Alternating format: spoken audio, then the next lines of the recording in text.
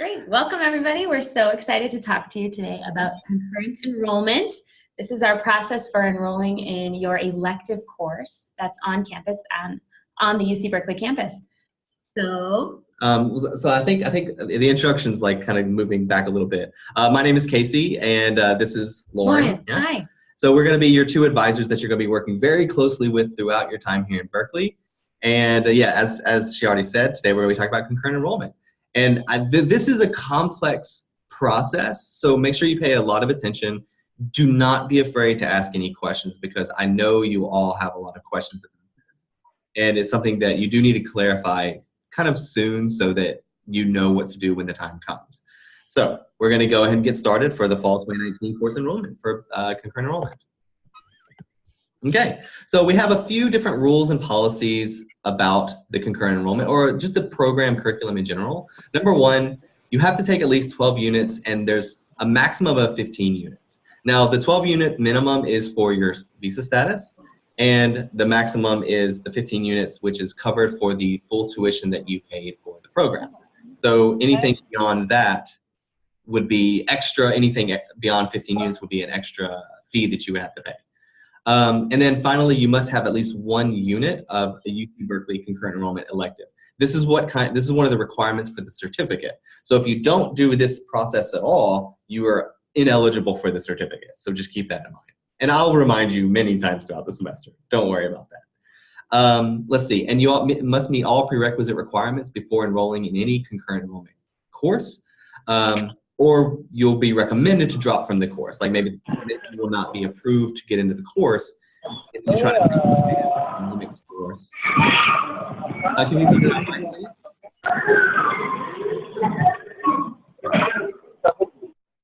there we go. Okay. So where was I? So excuse me. Yeah. So if you haven't met the requirements for concurrent enrollment course that you're applying for, you'll want to try to make sure that you look at different courses to apply for. And then if you're applying for a course, for example, in computer science, this is the point number 3, you need to also enroll in the lab or the discussion section that's also offered in the concurrent enrollment course. So if there's a lab and a lecture and a discussion, you need to enroll in all 3. You can't just enroll in the lecture and then not enroll in the rest. Yeah, and that'll be in the application, so it's really easy to do. Okay. And you're not permitted to take non-credit courses on campus. This is really important. If you take a course that's non-credit, it doesn't count towards your 12 units, and then you could fall out of status if this happens to be the case. So just keep in mind not to take any courses that are non-credit, okay? So I'm gonna go on to the next slide, but we have a couple of questions for you. And feel free to type this into the chat if you know the answer. Go ahead, Lauren. Okay, so what is the minimum number of units that you need to take in order to maintain status as a F1 visa student? Do you remember? You just said it. Yeah. Oh, we have 1 wrong answer and a lot of right answers. Good. Yeah, it's 12. So 15 was the maximum units, but good guess. 12 is the minimum. Yeah, 12 is what you need to maintain your status as an F1 student, and 15 is the max. Okay. Great. Do you have another question for them? 1 more. How many units do you need to take from UC Berkeley, the on-campus courses? There you go. Max got it right. It's 1. Max was the fastest. Just 1 Good unit job. is all you need. Do you have any other questions for them? I think that's good. Okay. You guys are on top of it. Yeah, good. You're paying attention, and I like to see it. Okay. So I hope they couldn't see the chat. No. So they could see the answer. That's good. You all got the answers right, whether you knew it or not. So let's see. Now we're going to take a look real quick at the how to apply for a class through concurrent enrollment. And this is a document that I will send all of you, so you can, after we look at it today, you will be able to follow along with this when you're applying for a class. So make sure to really pay attention. Hold on 1 second. We're going to open it up here. Okay, so this is going to be the how-to for concurrent enrollment. And everyone here should have hopefully set up their Cal Central with their @berkeley.edu email address, and these steps were sent to you from the Concurrent office at UC Berkeley Extension, and that email kind of titles Next Steps, Concurrent Enrollment at UC Berkeley Extension. So if you haven't done this, this is something that you need to go ahead and look for that email. And if you have not received the Next Steps email, please email us and let us know, and we can get that kind of fixed up. But as far as I could tell, most, if not all students have set up Cal Central. So good job there. Wonderful work getting everything set up. So first and foremost, you will go to Cal Central, calcentral.berkeley.edu. This is the main hub for a lot of this stuff. The second point is you click on the My Academics tab that's shown right here in this picture. And this is where you start the application process. And then you can see here on number 3 that I have a big red arrow on the right side of the screen where it says apply to a class. It's maybe a little bit small, but when you get the PDF of this, you'll be able to see the text a little bit better. So you'll be able to click apply to a course, and this is what starts the application for us for a course, or the search function. Okay. Okay, so this will open up a new window, and then you can move past it, clicking on the next window, and this will proceed into the search function. Okay, you can't see any pictures. Okay, so maybe I'm having a bit of an issue. Maybe reshare. Okay, let me stop for a second. Okay, sorry about that, everyone. So we're going to go to share, and we're going to share this. And I'll just go ahead and start from the beginning, just because it makes it a little bit easier. Can you see it now? Can you see it now? Maybe yes. Let's take a look. All right, great. Thank you very much. So we're gonna go back to the beginning. So again, this is just the Cal Central hub that you'll start a lot of this process. And as I mentioned, if you haven't received the Next Steps email that's kind of at the beginning of this document, go ahead and let us know so we can get you that information. So you'll click on the My Academics tab that's shown here, and that will take you to the kind of academics hub, which if you see the big red arrow, you can apply to a course through this link. So this will start that process. Let me make sure I'm not missing anything with the chat here. Okay, there we go. It looks like everything's working properly. Thank you all for catching that. Okay, so as I was saying, this is where you will click next. This kind of gives you a little bit of information. So make sure when you get here to read this box, but ultimately you will click next to begin the application process. And you will then, on step 5, it will come up with a search function. This is how you kind of search for the courses. Now, if you don't know what course specifically you're looking for, there's a link here, the classes.berkeley.edu, where you browse all of the classes, and you may already know. Some of you may have done the research, and I do encourage you to go to this website and do that research before you start searching and applying for classes. It gives you a good idea about the class that you're interested in, maybe the times and the professor, the course material, maybe the expectations. And you can also look online for student responses to a course. They kind of tell you a little bit about the professor and the organization of the course. So there's a lot of different resources to research courses at UC Berkeley. So you'll type in the course number here, and that will take you on into the next step. And then this was where you have any additional information. So if you're applying for a Haas specific course through the concurrent enrollment, you may want to put that you're a Berkeley Haas Global Access student. That would be one thing. This is also where if there's a prerequisite for the courses, you can type in, I have taken Economics 101, which is a prerequisite for Economics 102. So this is where you put any notes that are relevant to the application, and try to keep it as relevant and short as possible, so it's really easy for the reviewers of these applications to look at it and make the judgment, okay? So this is kind of where you add those additional notes.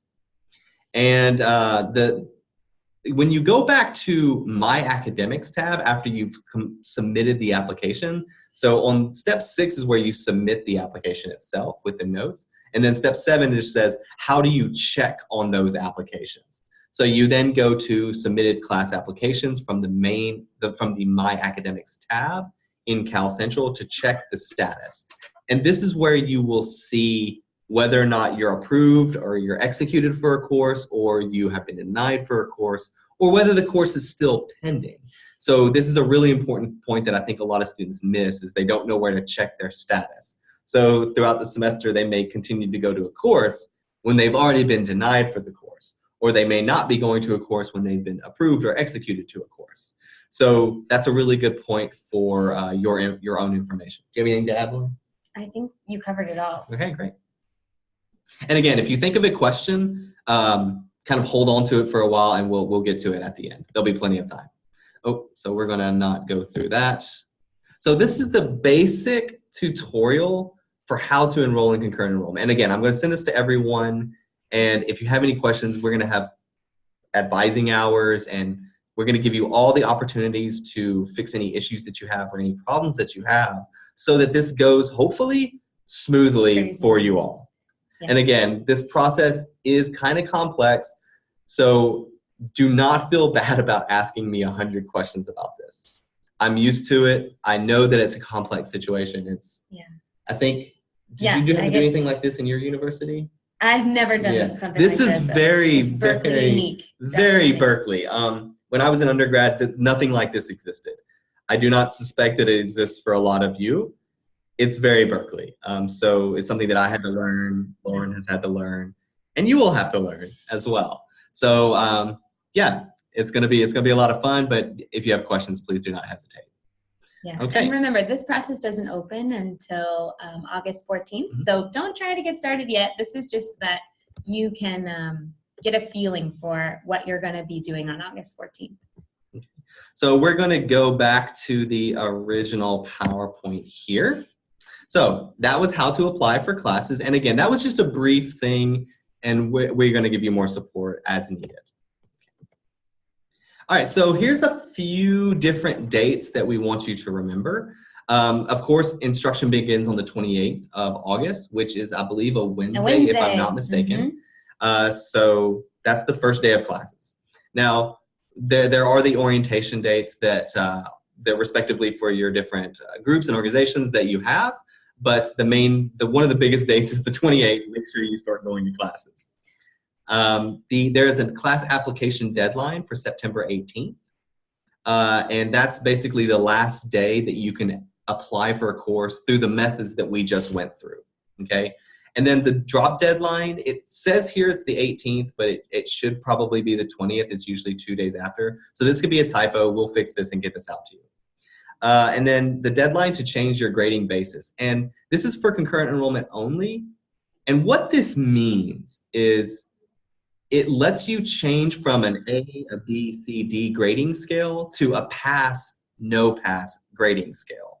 Now, for this program, if you have the choice between standard grading scale, which is A, B, C, D, F, or pass, no pass, for this program, you have to take standard grading scale. If there's no choice and you have to take one or the other, then you only have one choice. But if there's a choice between standard and pass, no pass, you have to choose standard. So do not change your grading basis unless you don't want it transferred back to university, or it's an extra class that you've paid for or something like that. But you need to do standard grading. And then instruction ends on the 6th. That next week is final examination. No, sorry. That next week is RRR week. Right. Followed by the final examinations. And the program ends officially on the 20th of December. And then, of course, if you remember from the ISS presentation, if you were there for that, the 60 days after the program ends, from December 20th to February, probably 19th-ish, around that date, would be the maximum time that you're permitted to stay in the U.S. after the program, so 60 days. But anyway, we're going to move forward on this. So for the course application status, so if you remember when I showed you the tutorial, we talked quickly about reviewing the status of your application after you've submitted the application. And there are 4 main statuses for the application: pending, withdrawn, denied, and executed. Denied is pretty self-explanatory. We don't need to talk too much about that. If you've been denied from a course, stop attending. it may not feel good to hear it, but if you get denied from a course, there is no reapplication for that course. So don't continue to go to the course once you've been denied. Don't hassle the professor about getting accepted to the course. And even if the professor says, yes, you can attend the course, if you've been denied, you cannot attend the course. So it's a little bit tricky with that. I'm going to check the chat real quick to see if there's any points here. Okay, I'll talk about these. These are really, really good questions. Yeah, we'll talk about it in the Q&A. Yeah, these are really good questions, and I'm going to cover all of this. Thank you. Those are good. So anyway, as I mentioned, the denied. Withdrawn is something that you do. You basically withdraw your application from consideration for the course. That means that you took the action to cancel the application. So withdrawn, denied. Pending means you've just applied. There hasn't been a decision made about the application.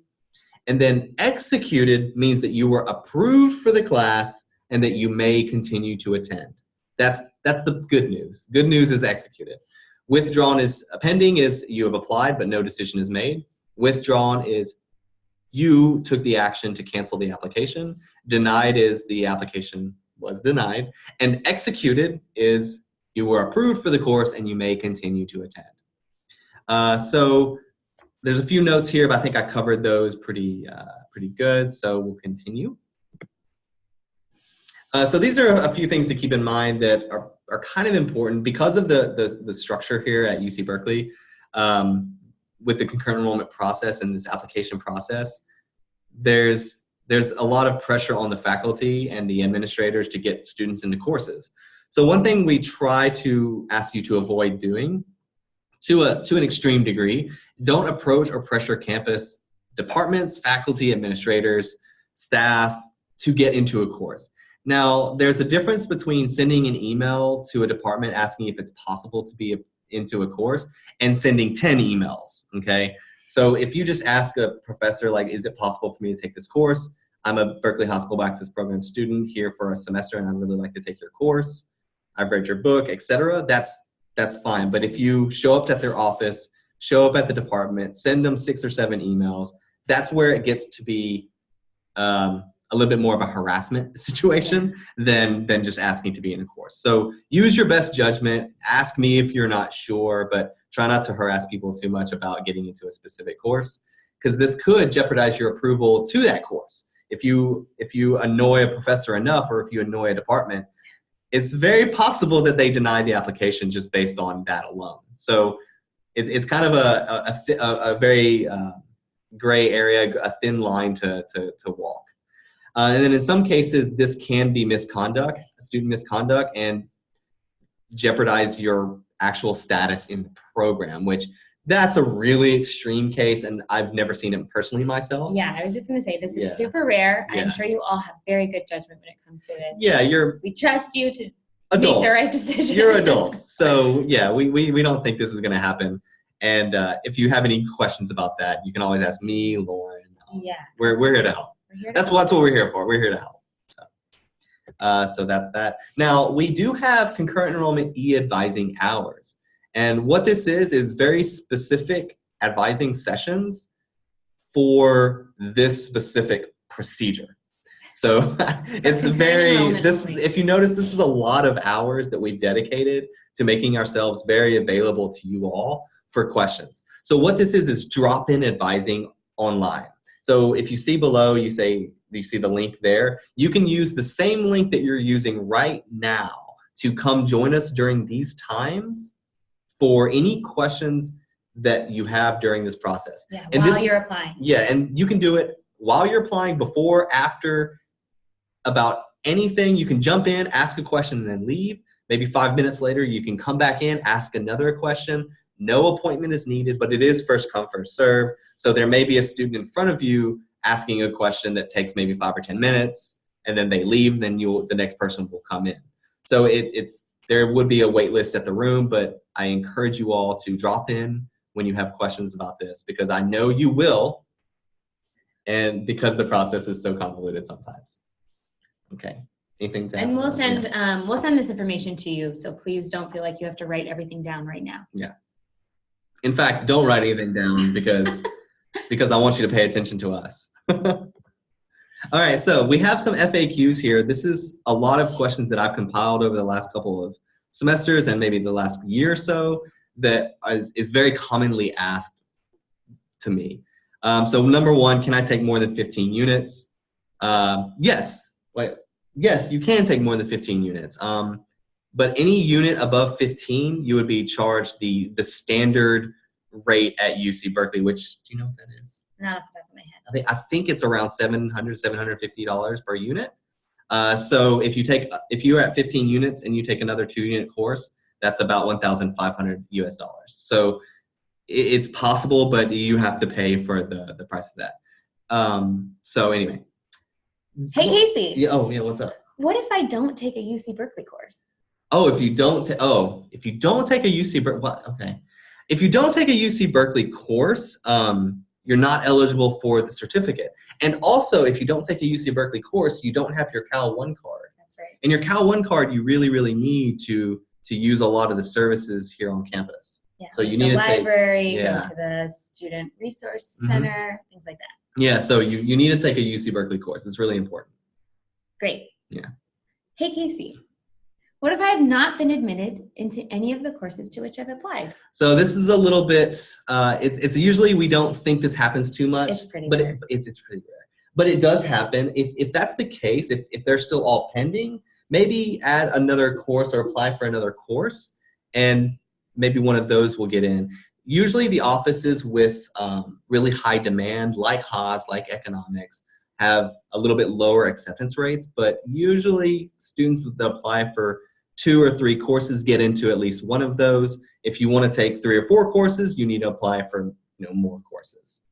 Good question, Lauren. Very good question. Do you have any questions for me? Yeah, so I have one quick question. How long does it take to know if I have been admitted into the course? That's a great question. Yeah, I thought so. So it varies based on department. Okay. A lot of times the professor has to approve as well as the department has to approve. So it has to see a lot of eyes have to be on this application. So it can take anywhere from a week to several weeks, but usually it's before the ad drop deadline. Usually it's before the ad drop deadline. Sometimes it won't be. So my professor says that I'm allowed to take the course, but the status is still pending. What does that mean?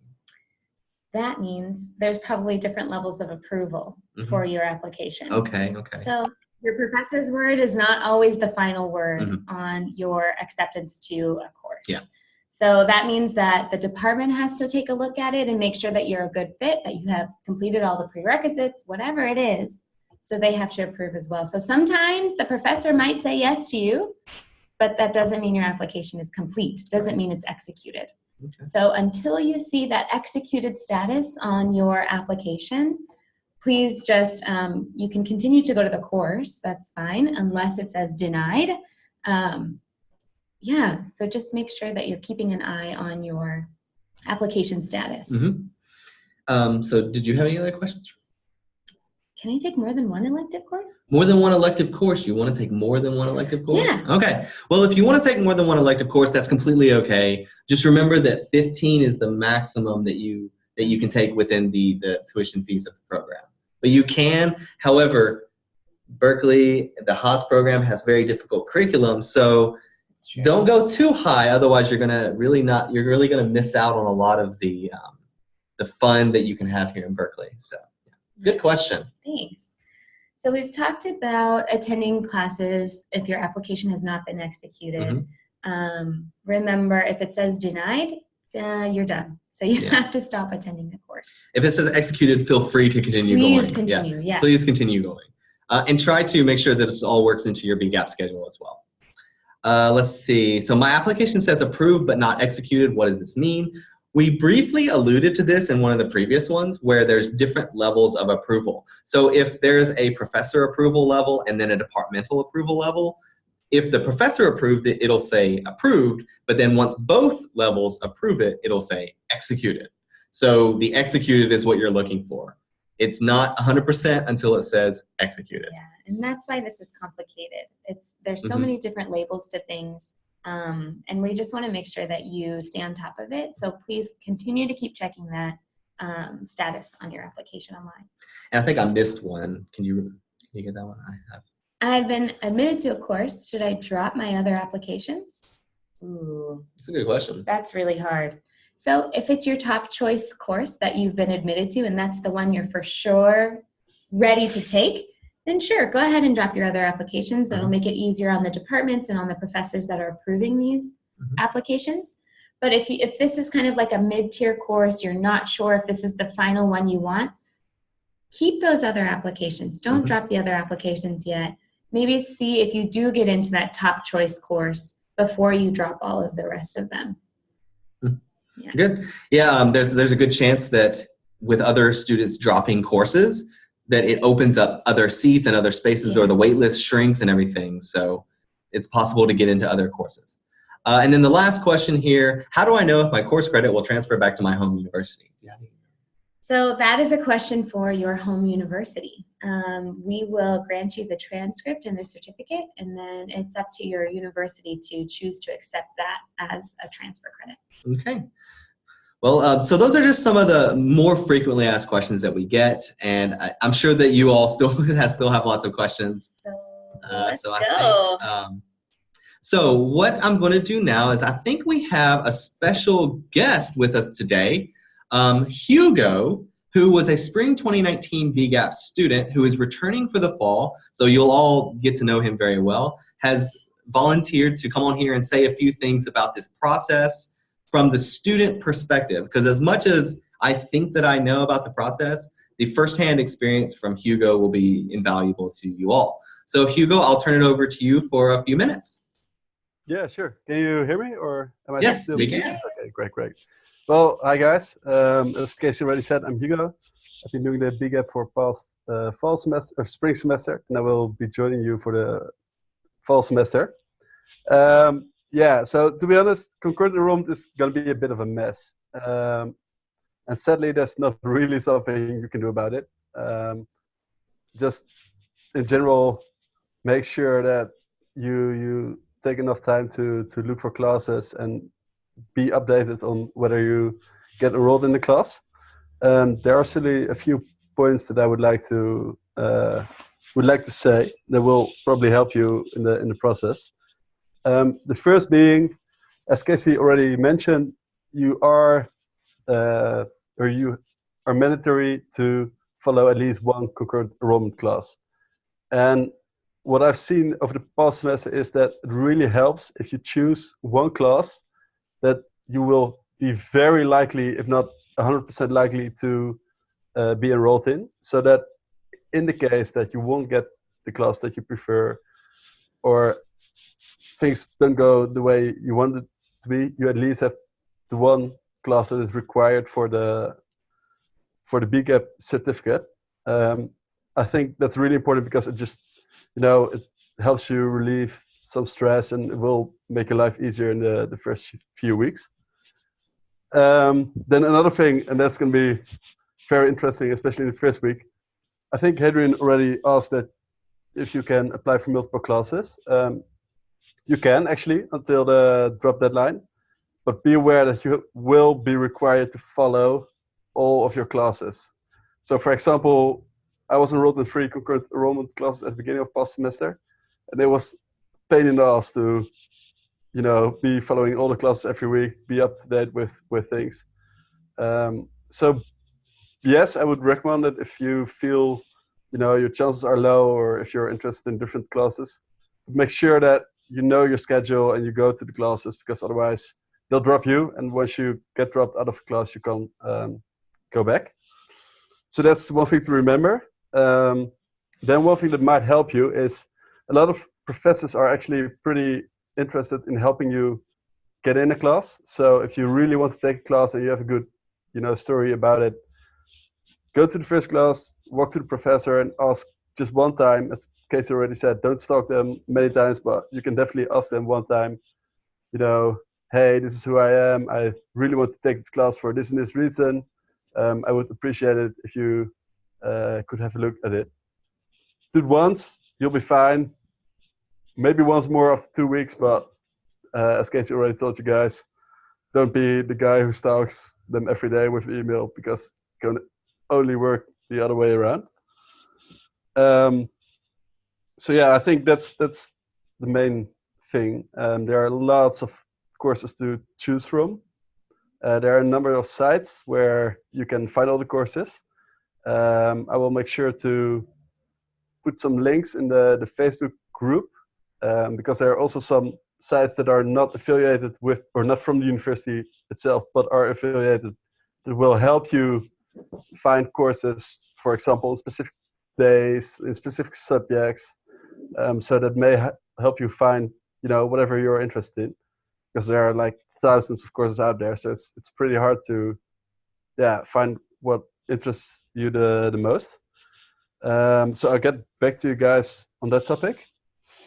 And also be aware that a number of courses won't be accessible. I'm not sure if Casey already covered this, but for example, law school does not allow you to take courses. Haas does not allow you to take a number of courses. They will on a number of different courses, but I think Casey will talk about this whenever there's more known about it. Yeah, I see him smiling.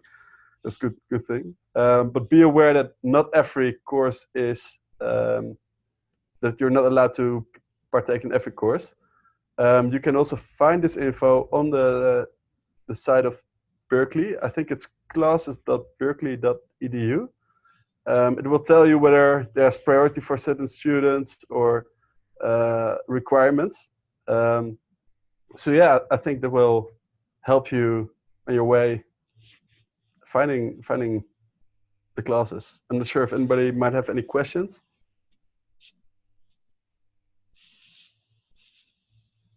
Okay, so I mean, we'll take questions just here in a second. If Hugo, if you have the time to stick around, your input will be valuable for some of those questions. I would just like to say one thing on, I think, 2 of your points. Talking to the professors at the beginning of the course, that's a great idea. In fact, go a little bit further and, make yourself seen in the course, raise your hand, participate as much as possible. If the professor knows you by name, that's a good thing. If they know you by name and then you say, hey, I'm an exchange student, I'd love to be in your course. Do you have any advice for me being approved or executed for the course? So make sure, don't just be that quiet person in the back that never says anything and expect the professor to help you out if that's a possibility. Raise your hand, show that you're there. That's a really good. Maybe to add to that, I think in general the American way of teaching is very different from, for example, the European way, in the sense that professors do expect you to be way more active in class, and it's a very dynamic environment. And in all your classes, you will be required to be very active in class and partake in the class discussions. So it's a great way to start off with it. And as Casey said, it's a great way to get you accepted as well. Okay, and the next thing I'd like to say is about not being able to take courses in some departments. That is true. Law is one of those offices. Most others, there are possibilities to take courses in. For example, economics, you can. They're a little bit more curated and it's a little bit more difficult to get into those courses. Haas is kind of the same way. They're a little bit more difficult to get into, but it's not something that's not allowed. So just keep that in mind. This is when it's important to build that rapport with the professor. Yeah, and also speak with us if you have any questions about courses.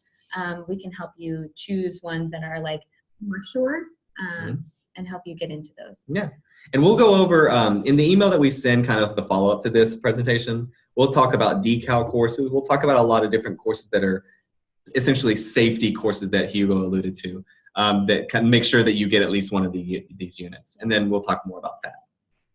But I think that's about everything for now. Yeah. Thank you, Hugo, so much. Yeah, that was really good. It's a good insider kind of insight into this. Let's so the chat and we're going to open the chat. Now. We'll go back to the top, and I think there's probably going to be some questions here. Let's see. All right. So from one student, we have, I think this is talking about the concurrent enrollment process. Do we have to do that for each course or only for the UC Berkeley elective? That's only for the UC Berkeley elective course. The BGAP courses, we sent out the enrollment links that you should have been able to enroll into those courses with.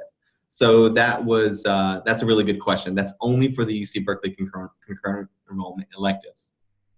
When you, so, okay, yes. If you're staying for 2 semesters in the program, Adrian, I think you asked, is it 60 days after May? Yes, you are correct. I was more speaking to the students that will be here for only 1 semester. But if you're here for 2, it's 60 days after the end date in May, which is usually around the 15th. I don't have the date off the top of my head. But yeah, you can check your I-20 for the closing date of your program. Whatever it says on there, 60 days after that. So let's see. What is the RRR week in December? So that is the rest and relaxation week, right? Yes. But it's really used for studying. Yeah. It's a week for studying for your final exams. There won't be any classes held during that time, usually. Yeah, there's no classes. Even like our BGAP classes, I don't believe we hold them during that week. I'd have to double check, but I don't think so. So yeah, maybe to add to that, I think past semester we had some classes at the beginning of the RR week. But in general, it will be way more, free, and you will be able to prepare for your finals. Thanks, Hugo. Hey, Hugo, do you know the 3rd R in RRR week? Rest. I have no clue. I think it's reading. Rest, relaxation, reading. Yeah. Rehearse, maybe. I don't know. Resuscitation. But anyway, we'll that's the mission for you all to find out what the 3rd R means. That's your homework. Let's see. So let's see. Okay, yeah, Hadrian, that's another really good question. Very insightful. If you have more than 15 units before the drop deadline, there's no extra build, okay? If you have more than 15 after the drop deadline, that's when you would be billed for the course, and that's when you're in the course. So a lot of students will have 18, 19 units up to the drop deadline, and then right before the drop deadline, they will look at their schedule, just make the decision, and then drop down to like 13 to 15, usually. Yeah, so make sure you know how many units you have so that you can drop or add respectively. Yeah, no billing during the application process. That comes after if it's extra billing. Otherwise, for you all, it's typically up to 15 units is included in the program tuition fees, so there's nothing to worry about there unless you go over. Then you'll get. Maybe to talk about the units, as most of you will know, the units stand for the course load. So in general, the more units a class is, the more time you will spend on it. But however, it is a bit deceiving at sometimes. So for example, I had a 1-unit class last semester, which took me about a day a week, which shouldn't be in general, but be aware that if you take a lot of units and accidentally you choose classes that have low units compared to the course load, it will get tough. So make sure you double check if the course load is actually what the units should say. Thank you, Hugo. Let's see. In how many courses can we apply before one of them is approved? I mean, at the end of the day, you can apply to 20, 22 units of courses, but we don't usually recommend that just because we do advise you to go to these courses while you're in the application process. So that means you would have to be going to around 20 units of courses at the beginning of the semester, which can really be tough. On top of your VGAP courses. Yeah, exactly. So it's a lot of work to do too. You have to turn in all the papers, you have to do all the reading assignments while you're still waiting for your application to be approved. And one other thing I'd like to add to this is not just an international BGAP process. This is the process across the campus. So you're doing it, everyone else is doing it. So it's something that it's a Berkeley tradition. Yeah, it's like the first 2 weeks, the first 3-4 weeks in the semester are usually more difficult a lot of times than the rest of the semester because you're trying to keep up with your units. Okay, so do we need to check the schedule of the courses because it could interfere with the courses we already have? Yes. Absolutely. You're responsible for making sure your schedule works with BGAP, with concurrent enrollment, and with whatever other activities that you kind of decide to do. Watch out so maybe one thing to add to that, most courses will be during the whole semester, but sometimes a course just during a part of the semester, so make sure you double check whether a course is, for example, just the first 8 weeks or the full 16 weeks or the last 8 weeks. I think we have some of our BGAP courses are kind of shorter time frames, but longer duration. So let's see, 2 questions. When will we have the schedule for the mandatory courses? That will hopefully be releasing pretty soon, so that you can select your concurrent enrollment courses, so to not overlap with that. So we'll try to make sure that you get that before you have to apply for any concurrent enrollment courses. And we already have those times for that, so shouldn't be an issue. Let's see, I would like to apply for a class that offers 3 different levels. Actually, Lucas, would you email me this question, because I don't entirely understand it, but we can talk more about it, and if it's something that I think is relevant to everyone, I can send that same answer and everything out to everyone so that they know. But I think I'll look at that a little bit later. Yeah, that doesn't seem very typical. Let's see. If a class says no open seats, does that mean yes? So if it says no open seats, that means for the time being, it's not going to be available. 20 seats reserved for Berkeley Haas. Yes, that's kind of for the degree-seeking matriculated students. That is not for BGAP students. Those are reserved for Haas majors over at Haas. So the next question is about a prerequisite. Yeah. So you're asking, is it okay to use an equivalent course as a prerequisite?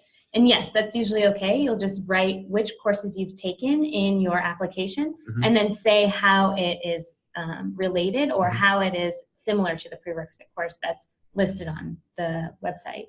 Yeah. So yeah, that's a really good question, and it's very usual. Make sure that if there is a prerequisite, that you do write those equivalents, like Econ 101, but you have like a different word for what your first Econ class is. I use Econ a lot for that because Econ does have a lot of prerequisites. Econ courses, I mean. So yes, exactly. Just write it in the comment section which courses are the prerequisites for you. So the textbooks and other materials for BGAP electives, that comes from the professors, and they will talk to you about the requirements for their individual courses. And they will give you the syllabus on like the first day of the course. You'll get the syllabus for their courses, and that will have a lot of the information along with the requirements for the text that you need to purchase, for everything. Yeah, so usually you don't need it for the first day, but you can also get them from the bookstore. So when you're here, you can arrange all of that. So unrelated question about a holiday break. I believe the holiday vacation is from the 20th or so to about the middle of January when the next semester starts. Good question. I don't know the exact dates off the top of my head. It's probably around the 19th or 20th of January. Mm-hmm. So it's about a month. It's about a month. Yeah. Good question. Unrelated, but good. Let's see.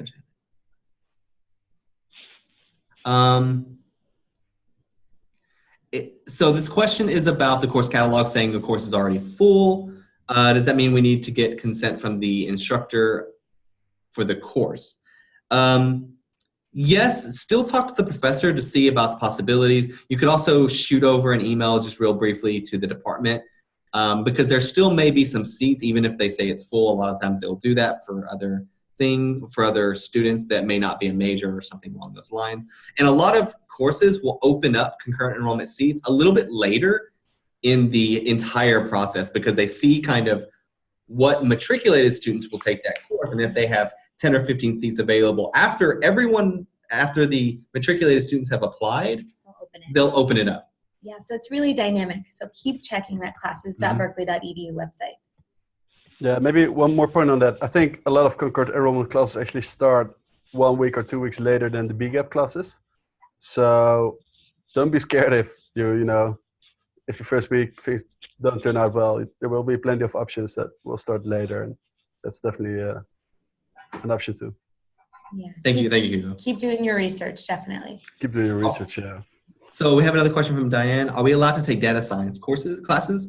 I do not believe this is a department that has any restrictions, but I will double check on that and make sure. I'm pretty sure that it's going to be available to be applied to.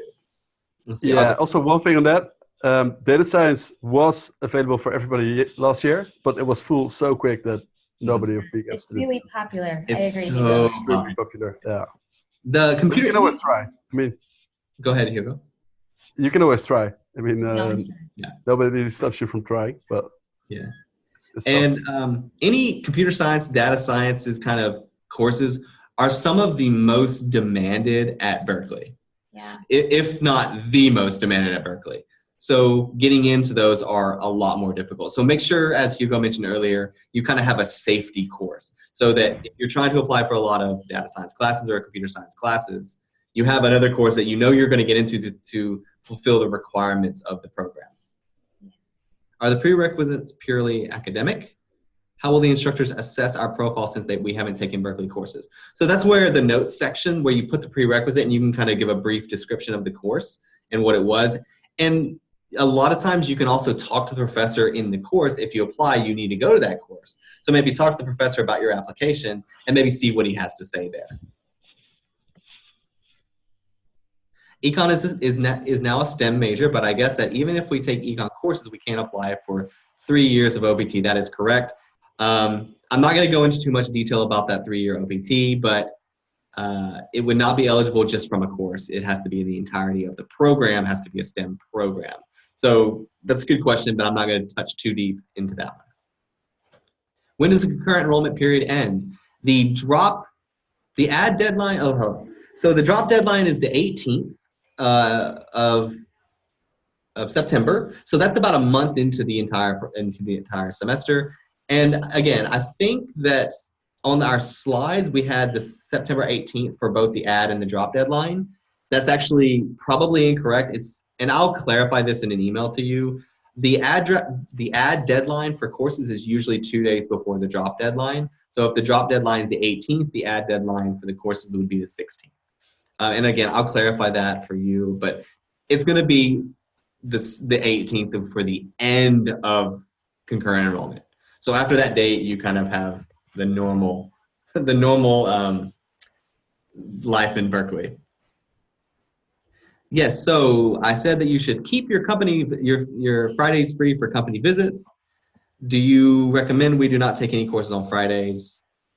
I recommend not taking any courses on Fridays because aside from site visits, we'll also have guest speakers, other events, and different things that we want you to be able to attend as much as possible.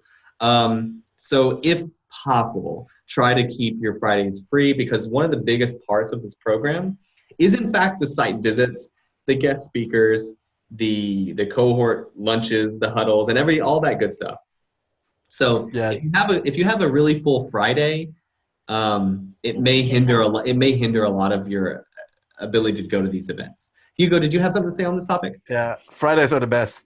Keep it free, completely free, and just enjoy everything BGAP's gonna offer you. Because, I mean, the classes are great, but in my experience, the diverse activities we had on Fridays were absolutely the most useful of the whole semester. So, keep it free. Thank you. So that looks like that's the end of the current questions. Did anyone have any additional questions for us? Or concerns or anything like that? Those were really good questions. Great questions today, guys. And I hope you have a little bit more of an understanding of the process so that it makes it a little bit clearer for you when you start. And again, I know you're going to have questions when you start applying for courses, and feel free to email us and drop into our advising. So, yeah. We have one last question. We have a few more statements as well. So do electives have seat limits? Now, are you referring to BGAP electives or main campus electives? Because all courses have seat limits based on the capacity of the room.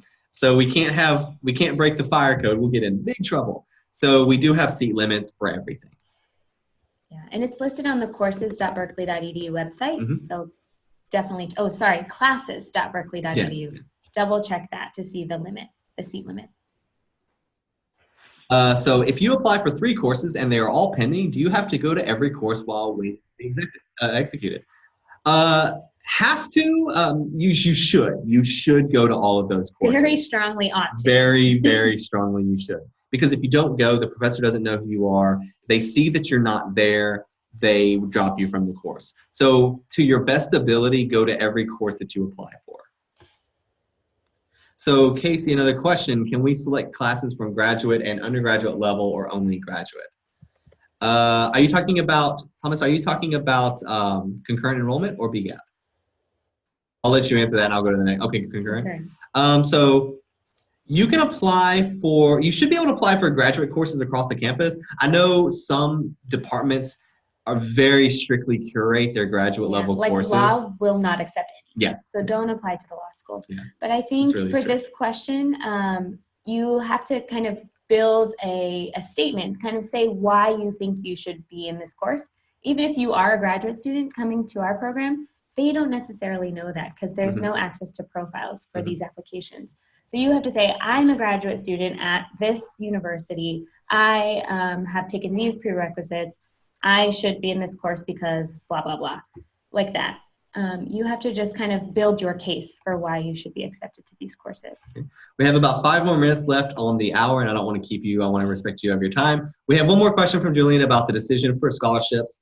The decisions were already made, and those recipients were emailed out. So if you did not receive that email, I do have to say now that you were not offered a scholarship. I apologize if that were if you were expecting it, but if you have any follow-up questions, Julian, go ahead and email me. I'm more than happy to expand on that if you'd like. So we have a couple more minutes left. I actually have 2 final points. Yeah, sure. Go ahead. More questions. So first, about the graduate courses. Graduate courses are going to give you a very different experience from undergraduate courses. So, for example, last semester I did one graduate course from Law, Comp Sci, and Haas, and it's definitely worth it to try to get in because it will. Then again, it will give you another experience, and it will get you in touch with a whole bunch of different people. So, if you see something that's interesting, go for it. And if you get rejected, at least you tried. And second thing. I think for me at least, the easiest way to build your week is to start with all your courses from BGAP, fill them in your schedule, and see what parts are free, and then find courses for specific parts of the day. Because firstly, they will allow you to skip a number of courses that you can't follow anyway because you already have your BGAP courses at the time. And secondly, it will make it a lot easier to, build your week and work towards your final schedule, so to say. So to me, that's the best. I'm not sure if everyone does it that way, but to me, that's the best way to get through this process. Agreed. Agreed. Very much so. Thank you very much, Hugo, for taking the time out of your day to add a few points and to give some insider information. It doesn't look like there's any more questions, so we're probably going to go ahead and close down the webinar now. Thank you all so much for coming to this and learning about this process. Yeah, it's really complicated, so thanks for following. And we're here to answer all of your questions. So we'll send this to you really soon with all of our advising hours listed. Please don't hesitate to drop into those advising hours. And just as a final reminder, we are here to help you as much as possible. So don't ever feel bad about asking us a question or dropping in or thinking that you're inconveniencing us at all. It's our job. It's our job. So we want to help out as much as possible. So thank you all, and have a good rest of the day or a good evening, and see you all very, very soon. Yay. Yay. Thanks for all the things. Bye, everyone. Bye.